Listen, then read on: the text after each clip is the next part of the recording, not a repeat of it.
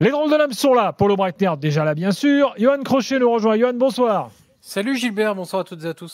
Edgar Grollo également présent. Salut Edgar. Edgar est-il parmi nous? Oui, je suis là, Gilbert. Est-ce que tu tu es là? m'entends? Je t'entends très bien. Et Julien Laurence. Salut Julien. Salut Gilbert, salut à tous. Julien, on va démarrer par toi parce qu'il faut que tu nous expliques ce qui s'est passé entre City et Rotterdam. Match finalement qui s'est terminé par égalité 3-3 et un City qui confirme qu'il va pas bien. Ah bah là, c'est carrément malade. Là, c'est au-delà de pas aller bien là. C'est incroyable, c'est la première équipe dans l'histoire de la Coupe d'Europe des clubs champions, Ligue des champions, qui menait 3-0 jusqu'à la 75e minute et qui ne gagne pas. C'est la première fois où City à domicile, avec un avantage de 3 buts, ne gagne pas un match. La dernière fois, c'était en 1989, quand ils jouaient encore à Main Road, quand ils étaient dans les divisions inférieures. C'est incroyable ce qui se passe. Ils ont perdu le contrôle total du match qu'ils avaient pendant la première heure, on va dire, puisqu'ils menaient 3-0. Ils auraient même pu marquer plus de buts sans être flamboyants dans le jeu. Ils avaient quand même les meilleures occasions. Ils ont marqué Haaland, un doublé, un but de Gundogan sur une déviation, mais ils auraient pu marquer Foden. Haaland aurait pu en avoir d'autres. Et après, ça s'écroule. Guardiola a fait des changements qui sont pas du tout inspirés. Il fait un peu n'importe quoi. Il sort Ake, il fait rentrer un jeune défenseur, Simpson Puisi. On l'avait dit lors des émissions précédentes, qui n'a pas encore le niveau pour ce genre de match-là. Et puis surtout, ils n'ont plus aucun contrôle. Une équipe qui a construit son succès sur le contrôle des rencontres avec ballon, sans ballon, où tu contrôlais tout, le rythme, les occasions adverses, les pertes de balles. Tu avais un contrôle total. Là, il n'y a plus rien du tout. Ils font des erreurs défensives assez incroyables. On a parlé de Gvardiol lundi soir dans les drôles de dames, hier soir, sur la défaite, l'humiliation à domicile contre Tottenham. Aujourd'hui, il fait n'importe quoi. Sur le premier but, c'est de sa faute. Le deuxième but, c'est lui qui perd le ballon sur une passe qu'il n'a pas à jouer. Enfin, c'est vrai, ils sont à la rue totale. Et alors, Guardiola se grattait tellement le crâne pendant la rencontre, tellement il était stressé qu'il en a... Ça lui en a laissé des marques partout sur le haut du crâne. Enfin, incroyable, quoi. On a une meilleure liaison dans l'Atlantique Sud qu'avec Julien Laurence. Ah, le mec du Vendée Globe, il est perdu en plein milieu de l'océan, on l'entend, et toi, t'es en Angleterre, on t'entend pas, Julien. Ça, c'est les Anglais, ça. Qu'est-ce que c'est que cette ligne pourrie, là? Ah oui, et carrément, on l'a perdu complètement. On va essayer de rétablir ça tout de suite. En attendant, Edgar, t'es à Barcelone. On parlait de Brest, là. T'as eu des premières réactions de Barcelonais? Ouais, on était en zone mixte avec les Brestois à l'instant plus tôt, mais c'est vrai que pour Barcelone, globalement, c'est le retour aux bonnes sensations. C'est ce qu'on retient ici à Barcelone, le retour des bonnes sensations après ces deux matchs sans victoire, que ce soit la défaite face à la Real Sociedad et le nul face au Celta Vigo. Et aujourd'hui, voilà, ils ont montré qu'ils savaient réagir et ils ont maîtrisé ce match, messieurs. Bon, c'est le moins qu'on puisse dire, effectivement. Tu avais un œil sur Atlético Madrid, sur Sparta Atlético tout à l'heure? Oui, effectivement.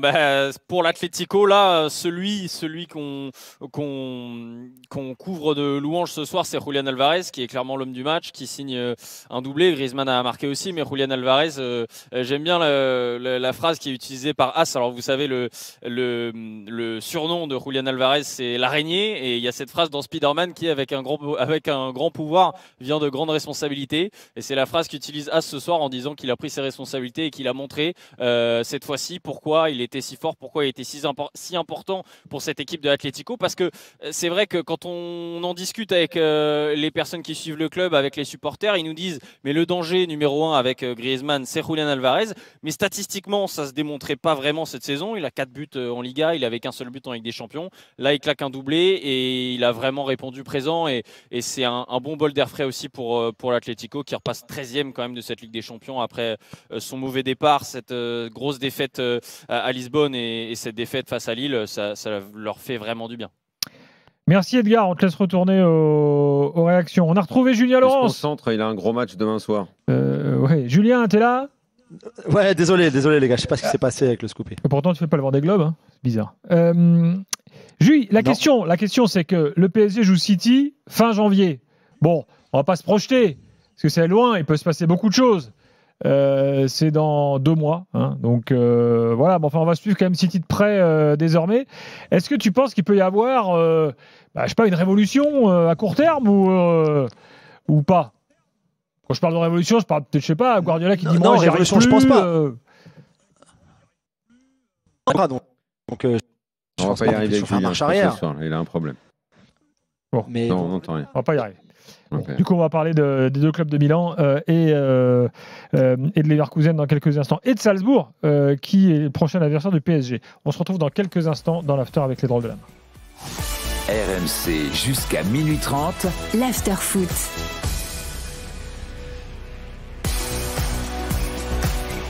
Bonjour, c'est Apolline. RMC, Apolline Matin. Rendez-vous tout à l'heure pour Apolline Matin dès 6h30 sur RMC. Toujours de l'info, toujours du débat, l'interview, le face-à-face pour cette année qui promet d'être particulièrement importante du point de vue politique. La période demande plus que jamais, non seulement de l'information, de la clarté, mais aussi de vous entendre, vous, et vous aurez toujours la parole. Vous êtes chez vous au 32-16 dans Apolline Matin. Alors je vous dis à tout à l'heure, 6h30 sur RMC. RMC au 32-16, 45 centimes la minute. Ou par SMS au 732-16, 75 centimes par envoi, plus prix du SMS. RMC, pour réagir en direct, 32-16, touche 1. Touche 1. RMC jusqu'à minuit 30, l'after-foot. Gilbert Bribois. Daniel Riolo est là, Paulo Breitner est là, Yoann Crochet est là, et Julien Laurence est de retour pour de bon, cette fois. Bon, dernier essai. Hein. On était sur les chamboulements possibles à City, est-ce que tu y crois? Bon, laisse tomber, là c'est mort. Au revoir. Bonjour, on aura tenté. Hein. Voilà.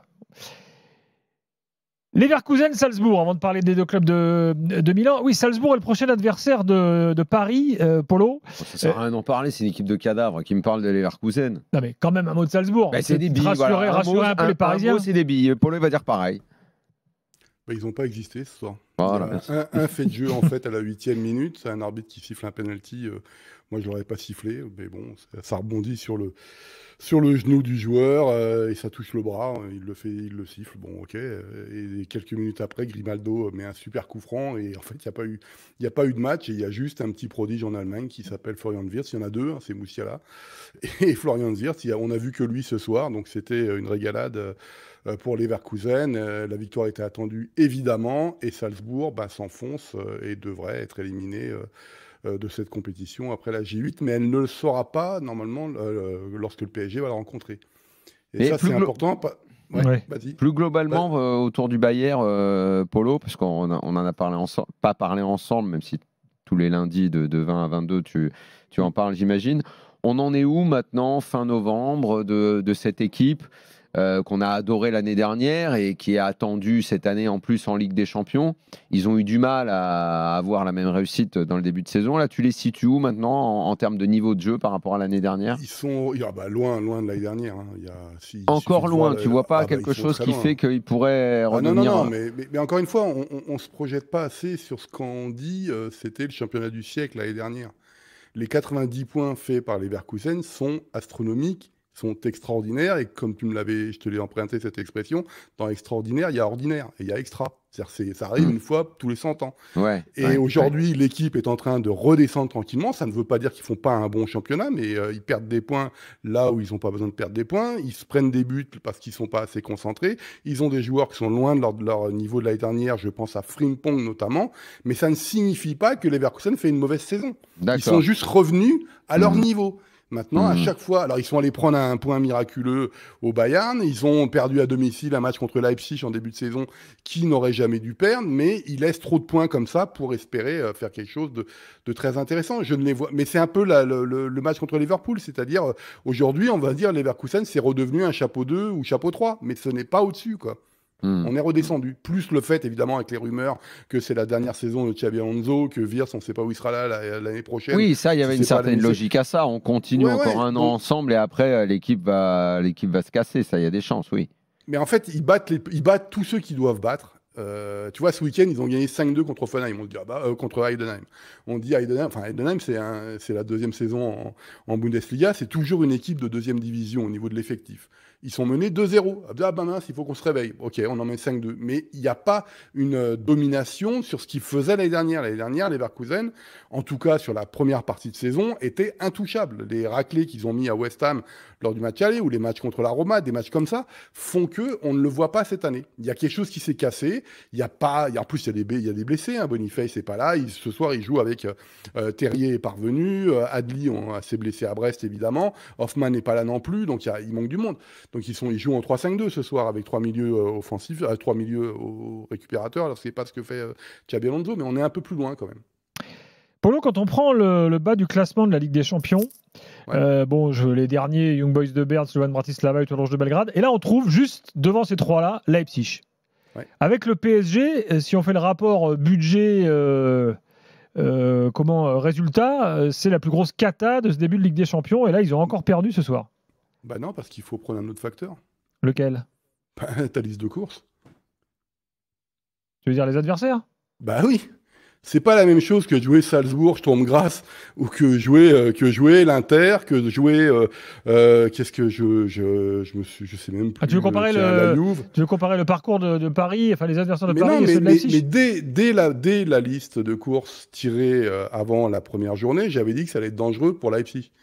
Il se fait que ça fonctionne pas. Liverpool, qui marche sur l'Europe et qui marche sur la Première Ligue, c'est pareil. Ils ont perdu le match 1-0. Ils sont incapables, là, si tu veux chercher, j'en parlais lundi, ils sont incapables de conserver un résultat. Ils menaient à Madrid l'Atleti, ils perdent 2-1 dans les arrêts de jeu. Ils menaient 2 fois contre la Juve, ils ne le méritaient pas. Ils étaient à 11 contre 10, ils ont trouvé le moyen de perdre 3-2. Il n'y a que contre Liverpool, ils étaient menés au score 1-0, ils n'ont pas réussi à remonter. Sinon, ils étaient dans tous leurs matchs, et sauf le match de soir, évidemment. Et le match de soir, globalement, n'est pas dramatique. C'est-à-dire que Leipzig perde à l'Inter, c'est pas non plus la surprise de l'année. Mais l'Inter est au-dessus et en ce moment, Leipzig, ça fonctionne pas bien. Ce week-end, ils ont perdu 4-3 à domicile alors qu'ils ont mené 3 fois au score. C'est pas nouveau. Ils ont pas leur meilleur joueur, Xabi Simons, et ils sont quasiment à 99,9% sortis de cette compétition. Il faudrait un facteur extraordinaire pour que ça se qualifie à 9 points avec un départage, un truc comme ça. Bon, ben justement, tiens, puisqu'on parle de Leipzig et de l'Inter, Johan, évoquons les deux clubs de Milan ensemble. L'Inter donc, qui bat Leipzig 1-0 et ensuite le Milan AC qui a gagné à Bratislava. Donc, qu'est-ce que tu veux nous dire de l'Inter ce soir? Parce que c'est un match très maîtrisé. Pendant 60 minutes, ils se sont baladés, tout simplement, sans se créer d'énormes occasions, mais il y avait tellement rien en face que c'était trop simple, et ce qui a fait qu'en fin de match, ils se sont un peu abaissés. Il y a eu des changements aussi du côté de Leipzig qui ont aidé à redonner un peu de d'âme et de corps à cette équipe allemande, mais l'Inter a cette fâcheuse habitude. Alors, ils ont fait plein de choses bien ce soir, je vais commencer par ça quand même. Grande concentration, grande qualité de jeu, des phases de jeu en mouvement et des 1-2-3 avec des joueurs, des passes à hauteur, des prises d'intervalle que je voyais plus depuis un certain temps à l'Inter et que j'ai trop peu vu depuis le début de la saison. J'ai retrouvé un niveau de jeu de l'Inter comparable à ce qu'on voyait la saison passée et ça c'était très appréciable. Ils ont eu 2-3 grosses occasions pour doubler la marque et se faire une fin de match un petit peu plus facile, ou en tout cas un peu moins stressante. Mais ils ont cette fâcheuse habitude quand même, assez régulièrement, quand ils sont au-dessus, qu'ils sentent qu'ils sont au-dessus, qu'ils maîtrisent les débats, à commencer à jouer un peu facile. Et on l'a vu, Çalhanoğlu qui rate une passe très facile, on a commencé à avoir des talonnades en fin de match, on a commencé à avoir des choses que tu ne dois pas faire quand tu n'as qu'un but d'avance dans un match de Ligue des Champions aussi important, parce que pour l'Inter, qui a la lutte pour le titre aussi en Serie A, terminer dans les 8 premiers, c'est capital pour avoir des semaines un peu plus light au mois de février. Ça, c'est obligatoire parce qu'en face, leur concurrent numéro 1 pour le Scudetto, c'est le Napoli qui joue un match par semaine. Donc, ils ont vraiment besoin de ça. Donc, la fin de match, j'ai pas trop aimé parce que je considère qu'ils l'ont joué un peu facile et qu'ils se sont dit, de toute façon, Leipzig, ils ont rien créé à part un tir de 25 mètres de Nusa, donc on est tranquille. Mais t'es jamais à l'abri d'une déviation, d'un tir de loin qui fait mouche, etc. Donc ça, c'est les points corrigés, mais globalement, ils étaient au-dessus, ils ont raté des immanquables avec Dumfries, avec Thuram aussi sur une passe pas très bien ajustée de Di Marco, mais c'était vraiment un bon match.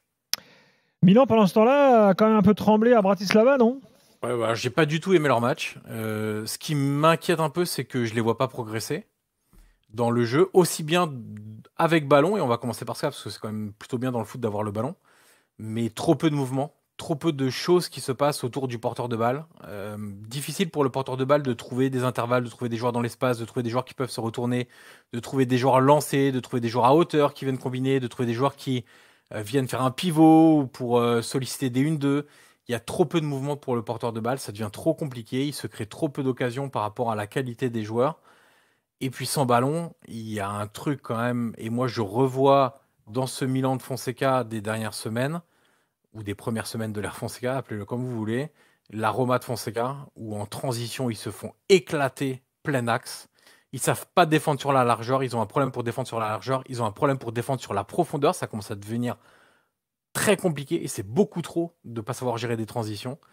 Les joueurs se jettent n'importe comment pour essayer d'aller intercepter des ballons, mais ils laissent des boulevards derrière, il n'y a aucune réflexion, il n'y a aucune couverture de l'espace, il n'y a aucune anticipation sur les courses des adversaires, des espaces qui peuvent être trouvés ou laissés, sur les courses ballon au pied alors là, en l'occurrence, c'était des joueurs slovaques. C'est vraiment inquiétant, je trouve, de ne voir aucune progression depuis le début de la saison sur ça. Après, il y a un bon point, c'est Leao, et notamment quelque chose que moi, je lui demande de faire depuis plusieurs saisons maintenant, c'est les courses sans ballon. Lui, pour le coup, il était sur le banc au coup d'envoi, il est rentré à la mi-temps, et comme à Cagliari, comme contre le Real lors du match précédent en Ligue des Champions, et c'est lui qui sauve un peu le Milan sur une course sans ballon. Lui qui aime tant attendre d'avoir le ballon dans les pieds pour allumer la lumière et provoquer et faire des 1 contre 1, il a, semble-t-il, pour le moment, en tout cas, sur 3 matchs consécutifs, compris qu'avec ses capacités d'accélération, avec sa résistance au duel et ses différences qu'il peut faire dans la course avec et sans ballon, et en l'occurrence sans ballon, c'est quand même bien quand il va chercher à prendre un peu la profondeur et à amener du danger pour le porteur de balle, parce que sinon il ne se passe pas grand chose autour de lui. Donc c'est bon résultat pour Milan, parce que ils ont des matchs maintenant qui sont très abordables. Ils ont Zagreb, ils ont Gérone, ils ont il m'en manque un évidemment, je crois que c'est le Sparta Prague. Leverkusen. Ça va passer, mais les Italiens vont quasiment passer tout le monde. Hein. Leverkusen. Non, Leverkusen c'est l'Inter, c'est pas Milan. Ah oui, Milan, pardon, ils ont déjà joué Leverkusen. Ouais. Parce qu'il donc, normalement, ça devrait passer. Avant que tu n'aies plus le temps, il faut quand même parler de la meilleure équipe italienne du moment. L'Atalanta. Qui s'est régalé chez les jeunes garçons. Alors certes, un adversaire faible, mais mettre 6-1 à l'extérieur en Ligue des Champions, c'est pas courant.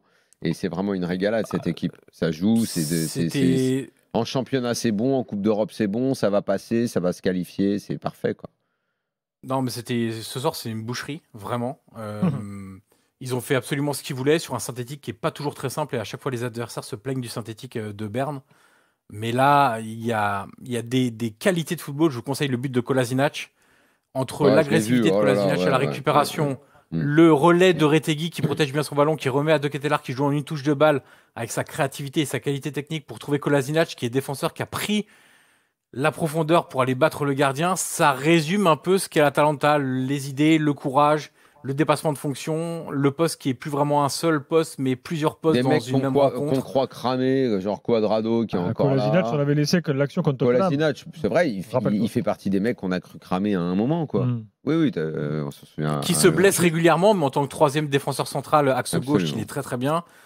Et cette équipe qui a maintenant progressé, évidemment tactiquement, dans la confiance, dans tout ce que vous voulez, progresse aussi par les individualités. Aujourd'hui, Gasperini a un bien meilleur matériel qu'il y a 5 ou 6 ans, et ça permet aussi, vous êtes passé d'une défense Palomino, Toloi, Jim City, à Isakien, qui est un des meilleurs en 1 contre 1, Kosunu, qui vient de chez Polo et qui fait un très bon match ce soir, et Kolasinac. Voilà, le niveau, il s'améliore partout, il s'améliore au milieu, il s'améliore... Et encore ce soir, vous n'avez pas Ederson, vous n'avez pas Scamacca, vous n'avez pas Scalvini, vous n'avez pas Lookman. Même avec ce type il n'y a pas Lookman quand même. Ah ouais. Et t'as Retegui qui est complètement transformé. Hein. Le jeu de l'Atalanta, ça lui va à merveille. C'est pas le même qu'on voit en sélection. Exactement. Juste les amis, pour une information pour le PSG qui me semble importante, c'est que autant Salzbourg ne sera pas éliminé officiellement la prochaine fois lorsqu'ils vont jouer le PSG, autant la victoire de Milan contre Bratislava fait que logiquement Bratislava sera éliminé avant de commencer la 7e journée en recevant Stuttgart. Et ça pourrait dire que Stuttgart se balade là-bas et serait directement qualifié dans les 24 avant la rencontre contre le PSG lors de la J8. Si on fait ça a l'air de rien. Calcul, mais bon, c'est vrai que ça peut compter. Mais quoi qu'il arrive, le Slovan, tu sais, Polo, c'est vraiment faible. Faut éviter. Ils en prennent 4 par Zagreb, 3 par le Milan. Les gars, il nous reste peu de temps. On a retrouvé Julien, en espérant que ça fonctionne cette fois, pour parler d'Arsenal, qui a éclaté le Sporting Lisbonne. Alors, depuis qu'Amorim est parti, c'est plus tellement ça, apparemment, là, quand même, au Sporting. Mais parle-nous surtout d'Arsenal. Ils ont été formidables. Vraiment, ils ont été fantastiques. Il a laissé une petite seconde de blanc pour nous faire flipper. Vous m'entendez toujours pas? Salaud! Mais non, c'est pas possible. Si, mais je pense que ça va se couper encore, Laurent. Ils ont été formidables. Vas-y. Non, mais sincèrement, ils ont été formidables. Dans le retour d'Odegaard change tout, forcément, ça on savait, mais quand ils sont dans cette forme-là, les combinaisons, le jeu en mouvement, Johan parlait tout à l'heure de Leao et de ses courses en ballon, des appels, il y a ça partout à Arsenal, c'est assez fantastique. Calafiori est de retour, Timber est de retour aussi. Forcément, quand tu as tes blessés qui reviennent et tes meilleurs joueurs qui reviennent, c'est plus pratique, donc ils ont été fantastiques. Sincèrement, ils auraient pu marquer plus de buts. On a vu un très bon Saliba et Gabriel contre Gyökeres. C'était un petit peu aussi l'une des questions de la rencontre, comment Gyökeres allait se comporter, lui qui est tellement bon depuis le début de la saison, mais encore une fois au Portugal et avec la Suède, contre une des meilleures paires de défenseurs centraux en Europe. Et il a été très très bien pris par Saliba et Gabriel. Donc au final, super belle victoire pour Arsenal qu'on avait vraiment besoin après la défaite à l'Inter juste avant la trêve internationale. Là, ils ont remis les choses Voilà, on a perdu pile à 0h30. Au revoir tout le monde, merci Julien. Merci Julien. Merci Polo, merci Johan. On se retrouve demain évidemment pour une nouvelle soirée de Coupe d'Europe. Daniel, à demain.